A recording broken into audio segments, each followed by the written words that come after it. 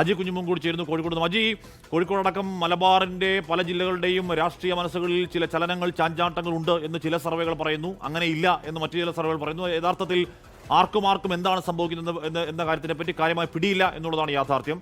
അങ്ങനെ പിടിയില്ലായ്മ വരുമ്പോൾ സ്വാഭാവികമായി മുന്നണികൾക്ക് ആശങ്കയുണ്ട്. അവർ പരമാവധി വോട്ടുറപ്പിക്കാൻ കട്ടയ്ക്ക് നിൽക്കുന്ന കാഴ്ച നമ്മൾ ഈ കഴിഞ്ഞ ദിവസങ്ങളിലൊക്കെ എല്ലാ സ്ഥലങ്ങളിലും കാണുന്നുമുണ്ട്. അതിന്റെ തുടർച്ച പരസ്യ പ്രചരണത്തിന്റെ അവസാന ദിവസമായി ഇന്ന് ഉണ്ടാവില്ലേ? കൊട്ടിക്കലാശത്തിന്റെ കാഴ്ചകൾ എവിടെയൊക്കെ കാണാം അജി?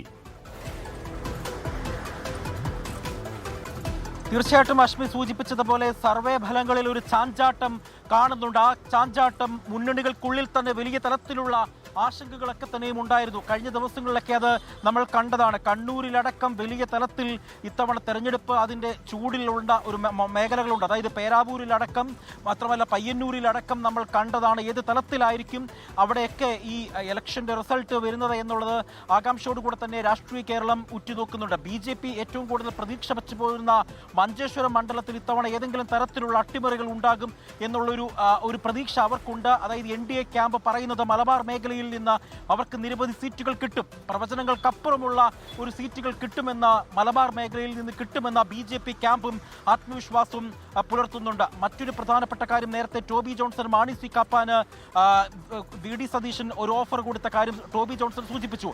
അതേ സമാനമായ ഒരു ഓഫർ കഴിഞ്ഞ ദിവസം ബേപ്പൂരിൽ VD സതീശൻ വന്നപ്പോൾ PV അൻവറിനും കൊടുത്തു. അന്ന് VD സതീശൻ ബേപ്പൂരിൽ പ്രസംഗിച്ചത് ഇങ്ങനെയാണ്: നിങ്ങൾ PV അൻവറിനെ MLA ആയി തിരുവനന്തപുരത്തേക്ക് തെരഞ്ഞെടുത്ത് അയച്ചു കഴിഞ്ഞാൽ തിരിച്ച് MLA ആയിട്ടായിരിക്കില്ല PV അൻവർ വരിക എന്നുള്ള ഒരു കാര്യവും കൂടി കഴിഞ്ഞ ദിവസം ബേപ്പൂരിൽ VD സതീശൻ പറഞ്ഞു വെക്കുകയുണ്ടായി. അത് മാത്രമല്ല, പേരാമ്പ്രയാണ് ഏറ്റവും കൂടുതൽ കോഴിക്കോട് ജില്ലയിലെ ഏറ്റവും കൂടുതൽ ശ്രദ്ധേയമായ കാര്യം. കാരണം അനൗൺസ്മെന്റ് വിവാദം അതിൻ്റെ മൂർധന്യത്തിലെത്തുമ്പോൾ ആ ഇഞ്ചോടിഞ്ച് പോരാട്ടം അവിടെയും നടക്കുന്നുണ്ട്. കാരണം കഴിഞ്ഞ കാലങ്ങളിലൊക്കെ തന്നെ CPM-ന്റെ ഉറ്റമണ്ഡലം, CPM-ന്റെ ഇളകാത്ത കോട്ടയായിരുന്നു പേരാമ്പ്ര. ആ കോട്ടയ്ക്ക് ചെറിയ തലത്തിലെങ്കിലും ഇളക്കം വരുന്നു എന്നുള്ള ചില സൂചനകൾ ലഭ്യമായി. അതിനെ തുടർന്ന് അനൗൺസ്മെന്റ് വിവാദങ്ങളടക്കം വലിയ തലത്തിൽ ഈ തെരഞ്ഞെടുപ്പിനെ പ്രതിഫലിച്ചേക്കാമെന്നുള്ള ചില സൂചനകളും ലഭിക്കുന്നുണ്ട്. മറ്റൊന്ന് പ്രധാനപ്പെട്ട മണ്ഡലമാണ് ഈ ബാലുശ്ശേരി CPM-ന്റെ ഉറച്ച കോട്ടയാണ് കഴിഞ്ഞ കുറേ നാളുകളായി. പക്ഷെ അവിടെയും ഇത്തവണ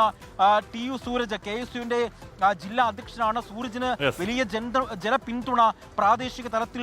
അങ്ങനെ പല കോട്ടകളായി നിലനിൽക്കുമോ? കോട്ടകളിൽ വിള്ളലുണ്ടോ? കോട്ടവാഴ്ച എന്നുള്ള കേരളത്തിന്റെ പരമ്പരാഗതമായ രാഷ്ട്രീയ കാഴ്ചയ്ക്ക് കൂടി അറുതി ഉണ്ടാകും എന്ന തരത്തിലുള്ള ചില സൂചനകളൊക്കെ പല രൂപത്തിൽ വരുന്നു. നമുക്ക് അത് സെൻസ് ചെയ്യാൻ കഴിയില്ല. അത് ജനവിധിയുടെ വോട്ടെണ്ണൽ കഴിയുമ്പോൾ മാത്രമേ അറിയാൻ കഴിയുള്ളൂ. എന്തായാലും ഒരു കാര്യം ഉറപ്പാണ്, കേരളം അടുത്തിടെ കാണാത്തവണ്ണമുള്ള അഞ്ചോടിഞ്ച് പോരാട്ടത്തിന്റെ വലിയ പ്രതീതി അല്ലെങ്കിൽ അത്തരത്തിലെ വലിയ പ്രചരണം നമ്മൾ കണ്ട വളരെ കുറച്ച് ദിവസങ്ങൾക്കൊടുവിൽ കേരളം പോളിംഗ് ബൂത്തിലേക്ക് പോകും. ഇന്നിപ്പോൾ നിശബ്ദ പരസ്യ പ്രചരണത്തിന്റെ അവസാന ദിവസം. ഇന്ന് വൈകിട്ട് കൊട്ടിക്കലാശം, നാളെ നിശബ്ദ പ്രചരണം, മറ്റന്നാൾ കേരളം ആര് ഭരിക്കണമെന്ന് തീരുമാനിക്കാൻ പോളിംഗ് ബൂത്തിലേക്കാണ്.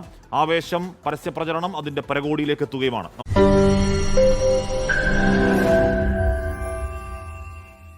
ലോകത്തെവിടെയായാലും ഏത് സമയത്തും 24 വാർത്തകളും ഓഗ്മെന്റഡ് റിയാലിറ്റി പാക്കേജുകളും എക്സ്പ്ലെയിനറുകളും വിശദമായി കാണാൻ ഞങ്ങളുടെ YouTube ചാനൽ നിങ്ങൾക്ക് സബ്സ്ക്രൈബ് ചെയ്യാം.